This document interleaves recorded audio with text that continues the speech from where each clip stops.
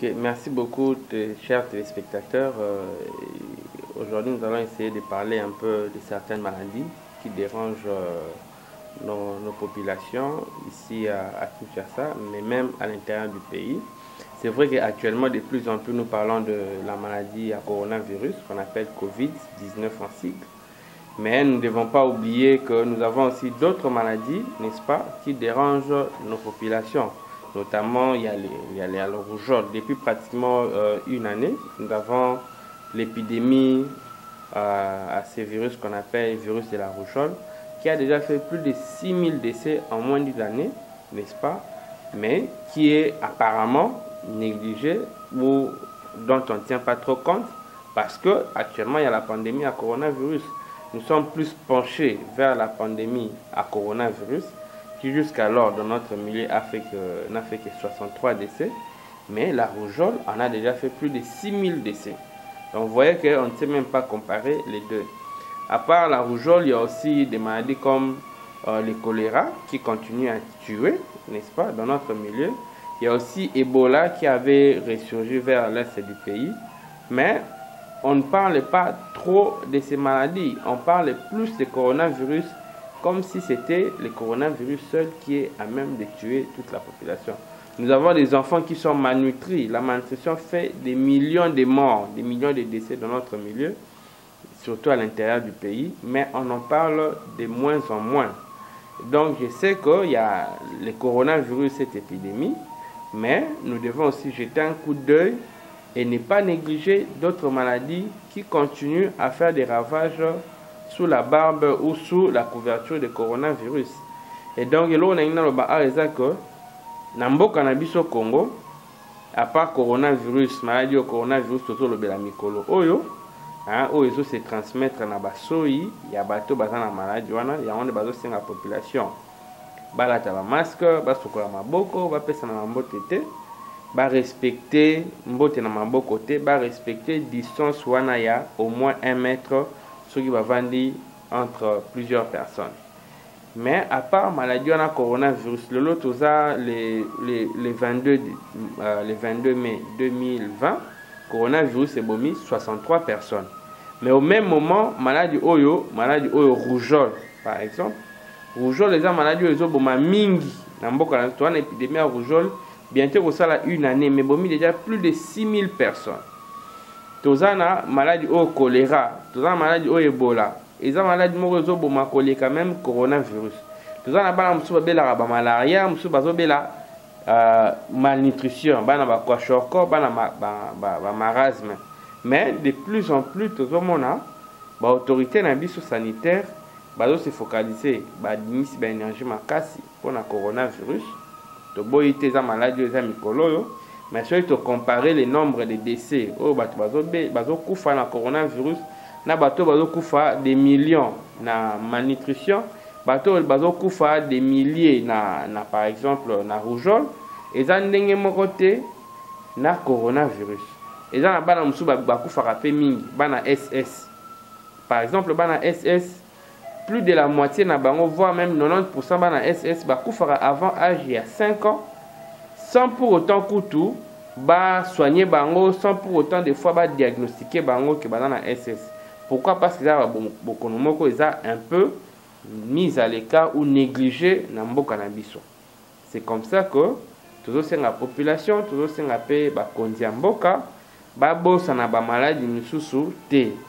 Énergie au bazo bimisa to makasi au bazo bimisa pour na retraiter coronavirus ba bimisa makasi wana pe pour na retraiter to pour na remeka ko trouver solution na maladie au neti ba rougeole, pour na trouver solution na malnutrition ba no bazo lia bien te ezo boma mingi, pour na trouver solution na bato bazo bela ba choléra na ba maladie mususu na mboka na biso, pour na trouver solution pour na SS ba no bela SS.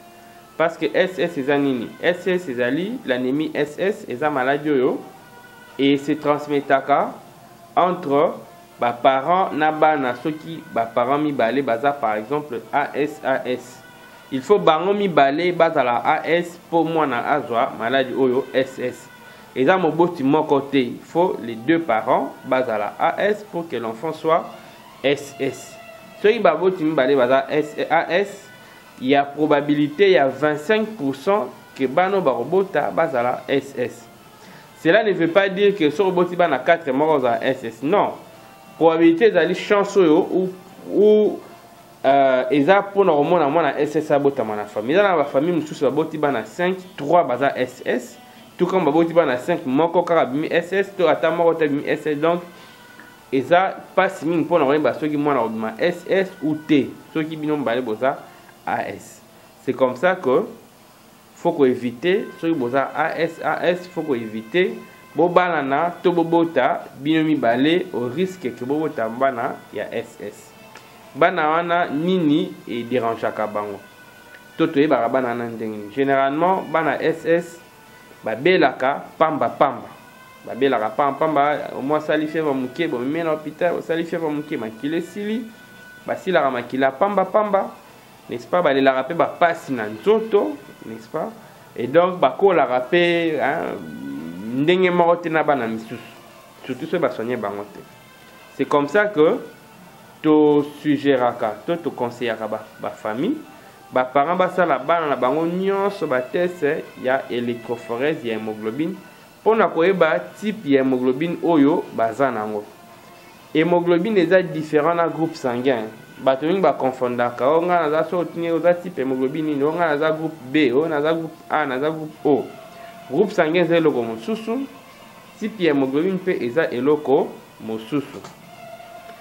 Moko na biso aza na groupe sanguin aza pe na type hémoglobine moko donné.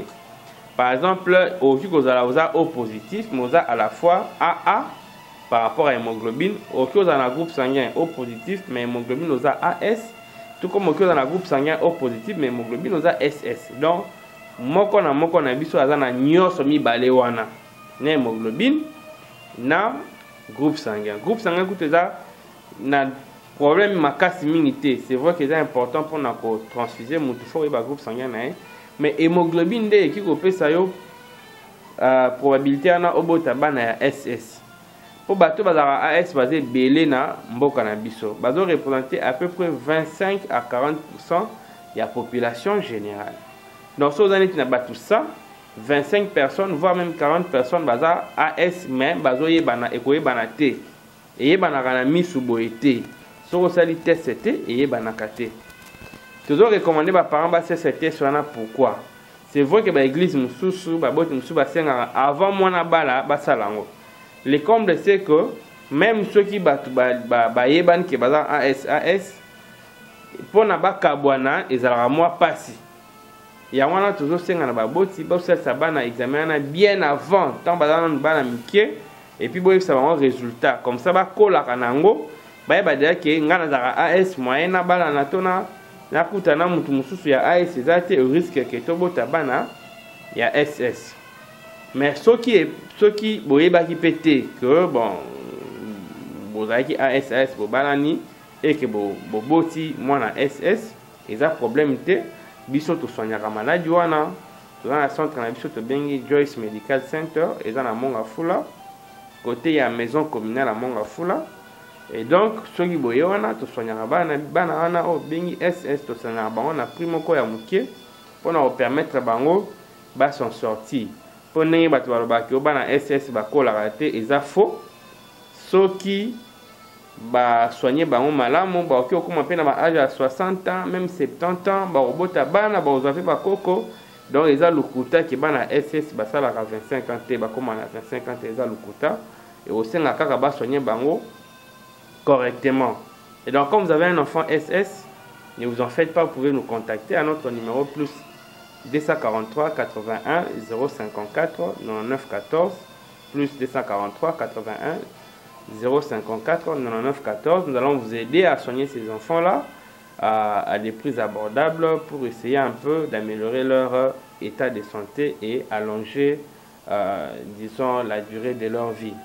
Et donc, nous conseillons aux parents de faire les tests qu'on appelle l'électrophorèse de l'hémoglobine à tous les enfants. Il ne faut pas attendre seulement lors des mariages, parce que le comble c'est que lorsque deux personnes ils veulent se marier, même si c'est ça AS, la décision de se séparer devient tout à fait difficile. Mais quand quelqu'un qui grandit, sait déjà qu'il est AS, il va éviter de rencontrer des gens qui sont AS dans le but du mariage pour éviter de faire des enfants SS. Et donc, voilà un peu ce que je voulais vous dire. Ne négligez pas les autres maladies, surtout à notre gouvernement. Ne négligez pas les autres maladies qui continuent à faire des ravages au dos des coronavirus. C'est vrai que nous avons le coronavirus, mais nous devons continuer aussi à soigner et à prendre en charge d'autres maladies qui font beaucoup plus de décès que le coronavirus. Il en est de même pour d'autres situations comme la malnutrition qui fait des millions de morts.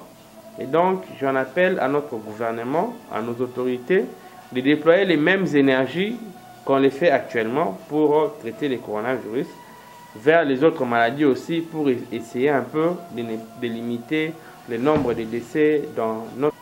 De la même manière que vous pouvez nous contacter au 081 054 99 14. Vous pouvez nous suivre aussi sur notre page YouTube. La page c'est Dr Gloire Mbayabo TV. Dr Gloire Mbayabo TV. Il y a des bons conseils là-bas. Il y a même la vidéo ici, vous allez suivre ça là-bas. Nous sommes aussi sur Facebook, Gloire Mbayabo. Nous sommes aussi sur Twitter, Mbayabo Gloire. Et sur Instagram, vous allez écouter, vous aurez des informations concernant la médecine. Et nous allons continuer à vous informer à temps réel. Je vous remercie.